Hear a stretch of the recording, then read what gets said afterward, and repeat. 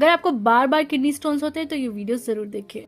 अगर आपको बार बार kidney stones हो रहे हैं तो उसका एक रीज़न होता है टाइप 1 रीनल ट्यूबुलर एसिडोसिस। आइए इसका मैकेनिज्म समझते हैं। तो फर्स्ट ब्लड रहता है और यूरिन रहता है। जो ब्लड होता है वो न्यूट्रल होता है, इसका पीएच 7.35 टू 7.45 के बीच में ही होना चाहिए। और यूरिन जो होता है वो स्लाइटली एसिडिक होता है, 6 उसका पीएच होता है, ठीक है, एवरेज।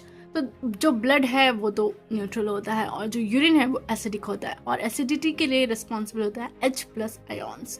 तो ब्लड से H+ आयोन्स आते हैं यूरिन में और यूरिन से बाइकार्बोनेट आयोन्स आते हैं ब्लड में। तो यूरिन क्या हो जाता है, एसिडिक हो जाता है क्योंकि वो बेसिक आयोन्स लूज कर रहा है, ठीक है। तो यूरिन जो है वो एसिडिक होता है जब H+ आयोन्स ब्लड से यूरिन में आते हैं और जो H+ आयोन्स यूरिन में भेजता है that is alpha intercalated cells, जो कि हमारे किडनी के डिस्टल ट्यूब्यूल्स में होता है। तो ये जो अल्फा इंटरकैलेटेड सेल्स होते हैं ये ब्लड से H+ आयोन्स यूरिन में डालते हैं, पर अगर ये ठीक से काम ना करें, इसके बहुत सारे रीजंस हो सकते हैं, तो H+ आयोन्स यूरिन में नहीं जाता है। अगर ये नहीं गया इसका मतलब ब्लड एसिडिक हुआ, इसलिए हम बोलते हैं रीनल ट्यूबुलर एसिडोसिस। पर किडनी स्टोन जब बनते हैं जब ये इंटरकैलेटेड सेल्स की खराबी की वजह से जब कैल्शियम की मात्रा यूरिन में बढ़ जाती है। अगर कैल्शियम की मात्रा यूरिन में बढ़ गई और उसको बोलते हैं हाइपरकैल्सीयूरिया, पर उसके साथ साथ अगर फॉस्फेट की मात्रा भी बढ़ गई तो ये दोनों साथ में मिलके बनाते हैं calcium phosphate stones.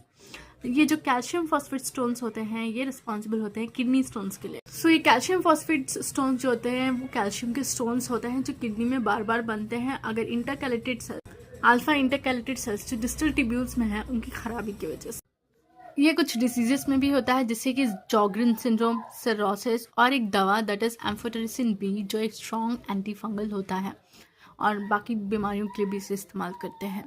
Hyper parathyroid and sarcoidosis and lithium, तो इन सब ड्रग्स की वजह से और बीमारियों की वजह से भी अल्फा इंटरकैलेटेड सेल्स ख़राब हो जाते हैं, जिस वजह से यूरिन की पीएच एसिडिटी कम हो जाती है एंड ब्लड की एसिडिटी बढ़ जाती है। क्योंकि ब्लड में एसिडिटी होना is not very good sign, तो इसके लिए हम देते हैं sodium bicarbonate to balance the pH of the blood. So इसके ट्रीटमेंट के लिए देते हैं sodium bicarbonate and potassium citrate. Renal tubular acidosis के बाकी के टाइप जानने के लिए देखिए नेक्स्ट वीडियो। Thank you.